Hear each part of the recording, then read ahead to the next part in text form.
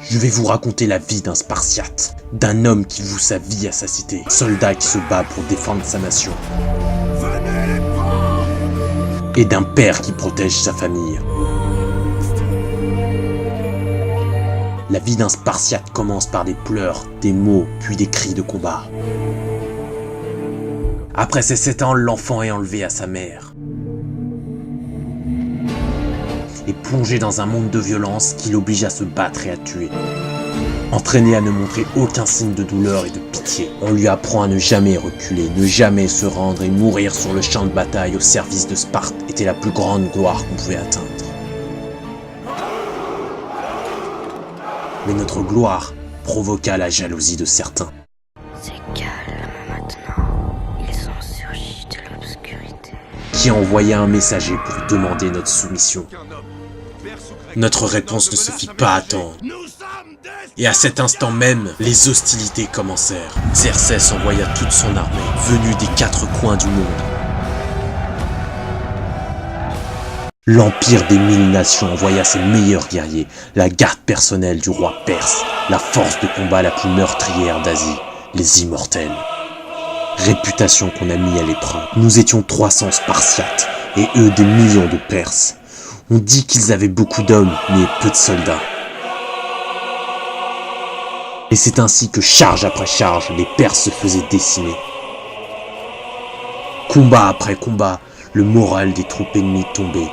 Notre victoire était certaine.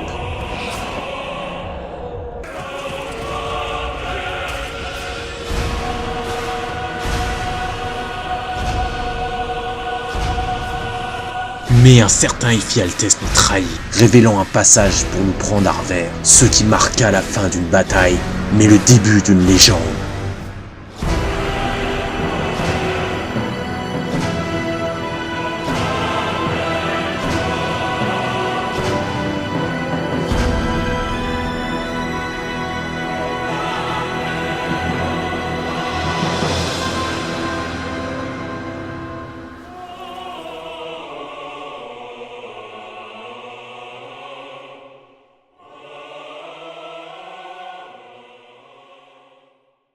Pour commencer, faisons un petit rappel historique. Nous sommes en -480 et à cette époque-là, la Grèce n'est pas une nation unie mais plusieurs cités. -480, c'est la bataille des Thermopyles qui opposa l'Empire perse qui s'étend du Moyen-Orient jusqu'en Europe à une alliance des cités grecques. À présent, passons à l'analyse du film. Mais avant toute chose, définissons ce qu'est l'eugénisme. Donc l'eugénisme est défini comme l'ensemble des méthodes et pratiques visant à intervenir sur le patrimoine génétique dont le but est de faire tendre vers un idéal. Dans le film, on voit les Spartiates pratiquer l'eugénisme. Cependant, grâce aux fouilles archéologiques, nous avons trouvé aucun ossement de nouveau-né dans le gouffre des Apodates, ce qui pousse à affirmer que les Spartiates ne pratiquaient pas l'eugénisme. Qu'est-ce que l'agogé ? Eh bien, pour faire simple, l'agogé, c'est l'éducation des Spartiates. L'enseignement spartiate était très difficile, car dès leurs 7 ans, les enfants étaient enlevés du foyer familial pour subir un enseignement militaire et intellectuel. Et ce n'est qu'à 20 ans que l'enseignement sera presque fini. Et donc, globalement, durant leur éducation, les jeunes Spartiates apprennent à lire, écrire et chanter, même si ce n'est réduit qu'au strict minimum. Donc l'essentiel de leur formation consiste à s'endurcir physiquement par l'athlétisme, à manier les armes, à marcher en formation, et surtout à obéir aveuglément aux supérieurs et toujours à rechercher le bien de la cité. Cette scène si mythique dans le film 300 a bien existé, mais pas à cette date. Le messager perse est bien mort dans un puits, mais c'était lors de la précédente expédition perse menée par Darius, donc le père de Xerxès. Avant que je vous dise quoi que ce soit sur cette personne, il faut que je vous explique qui est Gorgo. Gorgo est la femme de Léonidas. Encore une fois, cette scène a bien existé, mais c'était pas à la bonne période et pas avec la même personne. Donc ces phrases ont bien été prononcées par la femme de Léonidas, mais pas avec le messager, c'était avec une femme d'Attique, c'est-à-dire d'une autre cité grecque. Éphialtès a bien existé, c'est bien lui qui a trahi les Spartiates en révélant un sentier pour contourner les Grecs afin de les prendre à revers. De plus, Éphialtès est un grec malien, c'est-à-dire d'une autre région, alors que dans le film il nous présente qu'il est né à Sparte et qu'il veut combattre aux côtés des Spartiates. Encore une fois, les écrits ne mentionnent en aucun cas que Éphialtès souhaitait se battre aux côtés des Grecs. Il y a donc clairement une réinvention de l'histoire.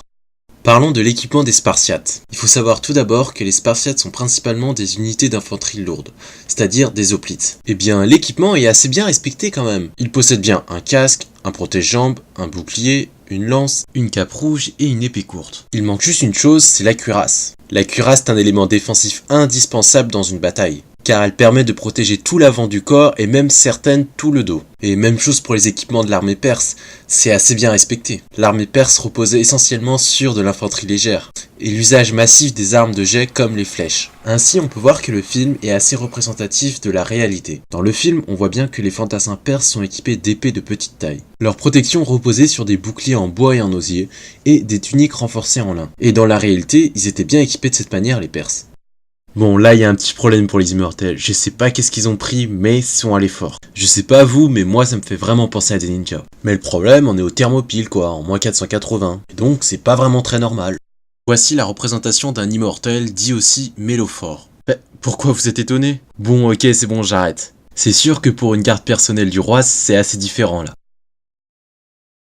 Bon, je ne sais pas si j'avais besoin vraiment de le préciser, mais ça et ça n'a jamais existé. C'est de la pure invention tout ça.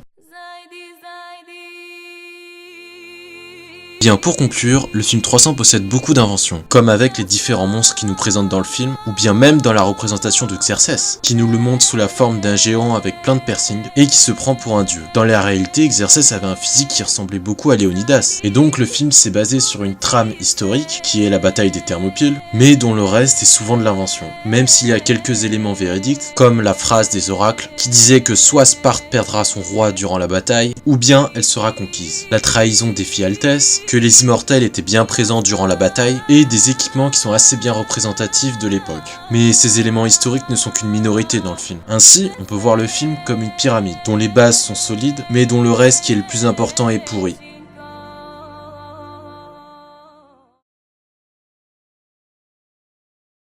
Bon bah, je sais pas si vous êtes du même avis que moi, mais je pense qu'il faut protéger Léonidas, en le convainquant de quitter les Thermopyles. Léonidas, qu'y a-t-il? Eh bien, Éphialtès nous a trahis. Mon père m'a appris que la peur est toujours présente. Oui, bien sûr, je comprends, mais il faut abandonner les Thermopyles et battre en Un retraite. Spartiate ne recule jamais. Un Spartiate ne se rend jamais. Non, là c'est fichu, il faut abandonner les Thermopyles. Écoutez-moi. Pas de retraite. Pas de reddition. C'est cela. La loi de Sparte. Ah, la loi de Sparte, c'est pas la mienne, hein. Annonce-le à tout le monde. Que tous les Grecs rassemblés sachent exactement ce qu'il en est. Que chacun d'entre eux sonde le fond de son âme. Et pendant que tu y seras, sonde le fond de la tienne. Bon bah, pour moi, le choix est vite fait, hein. Que les dieux te protègent. Vieux malade mystique.